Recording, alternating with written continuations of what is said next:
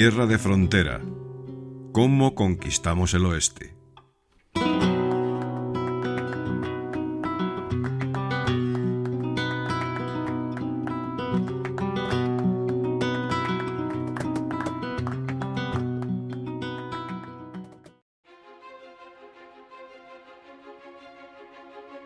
Una vez más, nos alejamos hoy de los desiertos y los cañones del septentrión, de esas tierras crueles y difíciles que ya conocemos también, para adentrarnos en las aguas frías y brumosas del Pacífico Norte. El escenario en el que nos hallamos respira también una especial dureza. Niebla espesa que envuelve los fiordos de la isla de Vancouver, un fuerte de madera azotado por el viento y frente a él, dos imperios al borde de la guerra. Hablamos de la crisis de Nootka, el momento en que España plantó cara, con coraje y determinación, a las ambiciones británicas por el control del noroeste americano.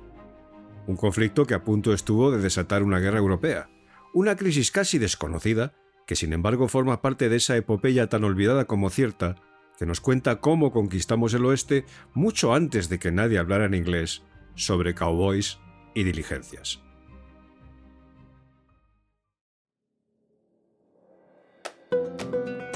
Hoy vamos a desgranar la gestación de este suceso, su desarrollo y su conclusión. Porque lo que de verdad ocurrió en Nootka entre 1789 y 1795 no fue en absoluto una simple anécdota. Más bien, se trató del último gran pulso imperial de España en el Pacífico. Soy Mariano Gómez. Bienvenido a Tierra de Frontera, ¿Cómo conquistamos el oeste?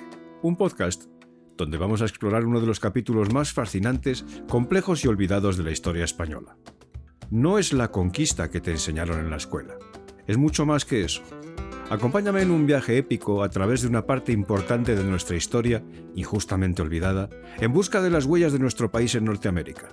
Un viaje dedicado a quienes sienten curiosidad y respeto por la epopeya española en aquellas tierras legendarias. Todo comienza mucho antes de los encontronazos y los arrestos que se produjeron. En 1774, cuando los rusos ya merodeaban por Alaska buscando las pieles de nutria y los británicos anhelaban comerciar con ellas, el entonces virrey de Nueva España, Antonio María de Bucareli, ordena una expedición secreta.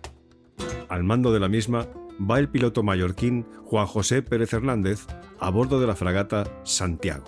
El 6 de agosto de 1774, Pérez avista la entrada de lo que hoy llamamos Estrecho de Nootka, una bahía envuelta en niebla perpetua en la costa noroeste de lo que actualmente es la Columbia Británica. Un lugar que los indígenas Nu-Cha-Nult llaman Yuquot, lugar del viento, y que los españoles bautizan como San Lorenzo de Nootka. Pérez no desembarca por el mal tiempo, pero planta la cruz española en la costa y toma posesión formal de aquellas tierras en nombre de Carlos III. Es el primer europeo que llega allí. 4 años después, en 1778, el capitán James Cook llega al mismo lugar, lo llama Estrecho del Rey Jorge y lo describe en sus diarios. Pero España ya había estado antes. Olvidemos a Cook y sigamos un poco más con Pérez. Su diario de navegación de la fragata Santiago y los de los frailes franciscanos que lo acompañaban, Tomás de la Peña y Juan Crespí, describen el encuentro con los Nu-Cha-Nult, el comercio de pieles y la impresión de que la zona era habitada y pacífica. Todo esto sienta las bases de la reclamación española. Así lo explica Fray Tomás de la Peña y Sarabia en su diario en fecha 9 de agosto de 1774 en la rada de San Lorenzo, Nootka. Llegaron 15 canoas en que venían como 100 hombres y algunas mujeres. Dándoles a entender que se arrimasen sin miedo, se acercaron luego y comenzaron a comerciar con los nuestros cuanto traían en sus canoas, que se reducía a cueros de nutria y otros animales, sombreros de junco pintados con una pera en lo alto de ellos y tejidos de una especie de cáñamo con sus flecos de lo mismo, con que se cubren, y los más tienen una esclavina de este tejido. Los nuestros les compraron varias piezas por trapos viejos, conchas de lapas que habían traído de Monterrey y algunos cuchillos. A estos y a las conchas manifestaron más afición. No vimos entre estos gentiles tejidos de lana, como en Santa Margarita, ni andan tan cubiertos como aquellos. Las mujeres no tienen rodete en el labio. También a estos se les vieron algunos fierros y cobre. Y Juan José Pérez Hernández nos cuenta en su Diario de Navegación 1774, sobre los nativos en la zona de Nootka, que era toda gente corpulenta y bien parecida, así de color blanco como en sus facciones, ojos azules los más de ellos, el pelo lo atan a la española y algunos usan dragona como soldados. También gastan bigotes los que tienen barbas. Son muy dóciles y no tan vivos como los anteriores, pero tan blancos y hermosos como los otros. Son también más pobres y, aparentemente, tienen menos ingenio. Esteban José Martínez, por su parte, como piloto en el mismo viaje, observa entre el 20 y el 21 de julio de 1774, cerca de Santa Margarita, lo siguiente. Lo que me sorprendió fue ver media bayoneta y alguien con un pedazo de espada hecho cuchillo. Este instrumento no les gustó mucho y pidieron espadas y cuchillos grandes. Esta tierra está en 55 grados y 30 minutos y es el mismo lugar donde el teniente del capitán Bering, Monsieur Chirikov, perdió su lancha y gente por el mismo mes de julio de 1741. Y creo que el hierro que poseen estos indios proviene de los tristes restos de los pobres que embarcaron en dicha lancha.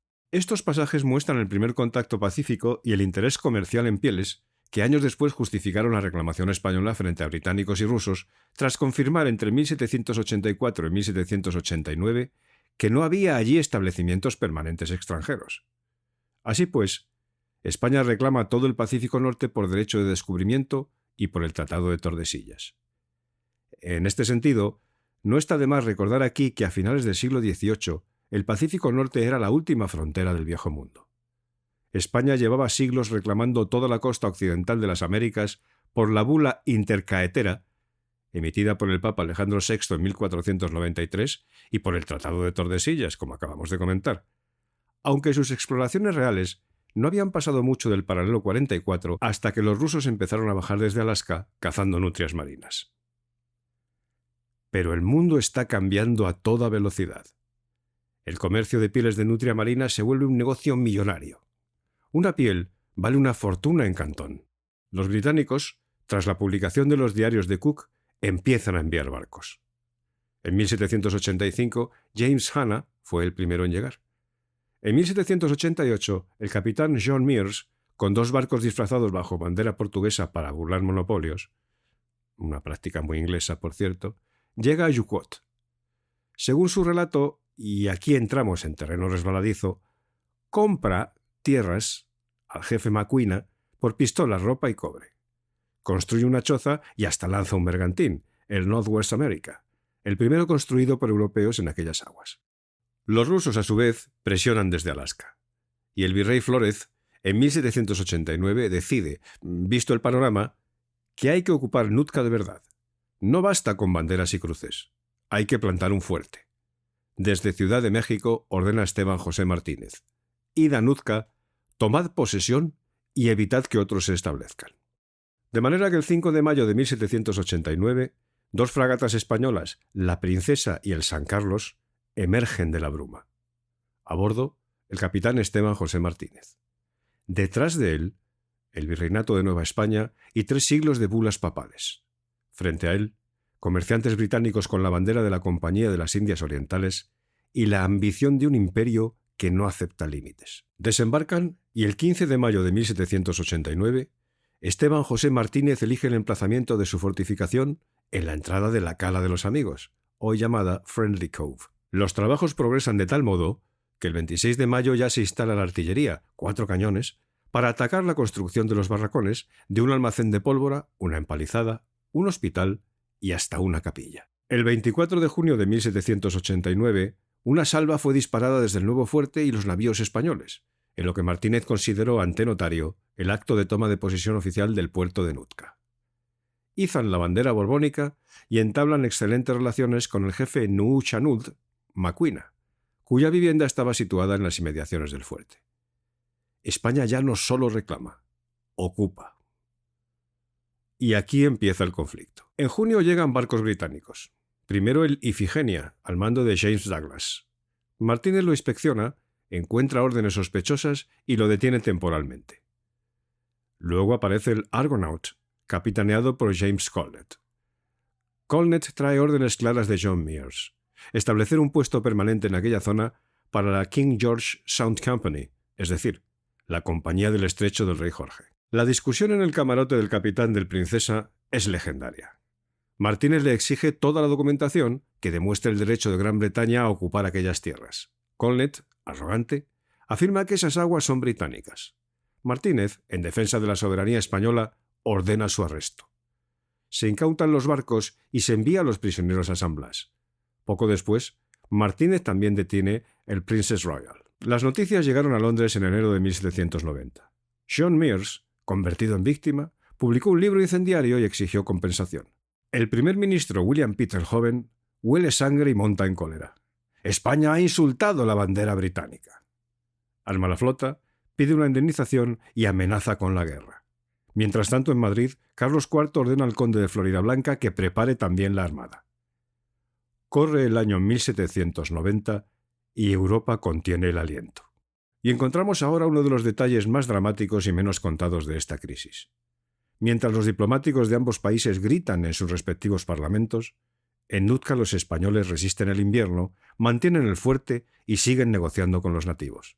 Pero el clímax de esta historia no se queda en lo hasta aquí narrado con respecto a los británicos. El 13 de julio, el hermano del jefe Maquina, Calicum, sube a bordo del Princess Royal para protestar. Según los diarios españoles, una escopeta se dispara accidentalmente. Según otras versiones, es un disparo deliberado. Lo cierto es que Calicum muere en el acto. Maquina, furioso, abandona Yukot con su gente hacia el estrecho de Clayucot. La relación con los Nuu Chanud, que hasta entonces había sido de trueque y curiosidad mutua, se envenena para siempre. Aún así, el fuerte aguanta. A finales de octubre, Martínez evacúa temporalmente Nootka y se lleva a los barcos británicos y los prisioneros. En San Blas, el nuevo virrey, el conde de Revillagigedo, lo releva, aunque el daño diplomático ya está hecho. Pero mientras tanto el mundo había seguido su camino. En julio de 1789 había estallado la Revolución Francesa. El aliado natural de España, Francia, está en llamas y no puede, ni quiere, ayudar a nuestro país. España se encuentra sola. Carlos IV, pragmático, opta por la negociación. En abril de 1790, Pitt lanza un ultimátum y Floridablanca negocia. El 24 de julio se firma una declaración preliminar que desmoviliza las flotas. Y así las cosas, el 28 de octubre de 1790 se firma en San Lorenzo de El Escorial la primera convención de Nootka. España devuelve los barcos y paga indemnizaciones. Ambos países acuerdan que nadie tendrá soberanía exclusiva en la zona. Libertad de comercio y navegación, pero sin fortificaciones permanentes, de manera que tanto España como Inglaterra podían navegar, pescar y comerciar libremente al norte de los asentamientos españoles ya existentes. Se acabó así el monopolio español por descubrimiento. A partir de este momento, tan solo valdrá la ocupación efectiva a la hora de reclamar nuevos territorios. En 1792 encontramos el momento más caballeresco de toda esta historia. Bodega y Cuadra llega a Nootka como comisionado español para ejecutar las convenciones de Nootka junto a George Vancouver. Su Diario del viaje a la costa noroeste de América, 1792, publicado como Nootka 1792 y en traducción inglesa Voyage to the Northwest Coast of America, también de 1792, describe las conversaciones amistosas, la hospitalidad con Maquina y la defensa de los derechos españoles. Un pasaje clave de su informe como comisionado, que forma parte de la documentación oficial vinculada a su diario, dice así: «No considero a la Inglaterra con derecho a reclamar la propiedad del puerto de Nootka, ni a la España la obligación de hacer esta cesión, ni resarcir el menor daño. Pues aunque Cook lo visitó el año de 1778 y después lo han visitado distintos viajeros, Juan Pérez lo descubrió el año 1774 y Esteban José Martínez se estableció el año 1789, con gusto de sus naturales, sin oposición ni violencia, como consta de los adjuntos documentos que porto. En ellos se comprueba que a su arribo no encontró edificio alguno, que Mears solo tuvo una pequeña barraca que ya no existía, ni se hallaba en el paraje cultivado, que la Efigenia pertenecía a los portugueses, que Colnet dio sobrado motivo a que se le arrestase, y, en fin, que Maquina, jefe de aquella ranchería, confiesa la cesión que a nosotros ha hecho y niega la compra que supone Mears». Otro fragmento descriptivo de su diario sobre la fertilidad de Nootka, que reforzaba la importancia estratégica y por qué España no cedía fácilmente, nos comenta que la tierra es feraz y las pequeñas porciones que se han cultivado hasta el día producen hortalizas delicadas. También prosperaría el ganado, en particular el cabrío y de cerda, pues para el mayor se escasean los pastos en el invierno. Varias señales me indicaron que por aquellas montañas corrían vetas minerales, pero no he podido cerciorarme de las especies de metales que las componen. Las florestas están pobladas de elevados pinos, muchos cipreses y algún encino, árboles que facilitan muy buena madera para construcción. Así pues, Bodega y Cuadra, el gran marino español, y el capitán George Vancouver se reúnen en Nootka. Pasan semanas cartografiando juntos y compartiendo comidas mientras se demuestran su mutuo respeto. Vancouver quiere que España entregue el fuerte. Bodega y Cuadra, con diplomacia magistral, argumenta para acabar la discusión que el acuerdo aún no lo especifica. Al final no hay entrega formal, pero la suerte está echada. Las segundas y terceras convenciones, de 1793 y 1794 respectivamente, y el Tratado Definitivo de 1795, sellan el abandono español. El 2 de abril de 1795, los últimos españoles arriaron la bandera y volvieron a San Blas. El fuerte San Miguel quedó vacío. La niebla volvió a tragárselo todo. Nootka queda así abierta al comercio británico y americano. Es de destacar que España no pierde territorio por derrota militar, sino por un cálculo estratégico. Con la Revolución Francesa y las guerras napoleónicas en el horizonte, no vale la pena una guerra lejana por una bahía remota. Pero la presencia española había cumplido su misión: frenar a rusos y británicos durante 2 décadas y dejar constancia de que el noroeste fue explorado y reclamado primero por la corona de España. Aunque no lo fuera de tipo militar, ¿supuso una derrota para España al final de la crisis de Nootka? Personalmente, creo más bien que fue el canto del cisne de la expansión española en el Pacífico Norte, la prueba inexorable de que aquellas aguas oscuras, de que aquellas tierras gélidas no podían mantenerse con la misma facilidad de antaño bajo el poder español por un cúmulo de circunstancias. Una muestra más del coraje de nuestros marinos, de la visión de nuestros virreyes y de cómo, incluso en el fin del mundo, España plantó cara al enemigo con honor. Desde un punto de vista territorial, abrió la puerta a la expansión británica y más tarde estadounidense. De ahí vendría la disputa del Oregón, resuelta en 1846 con la frontera en el paralelo 49.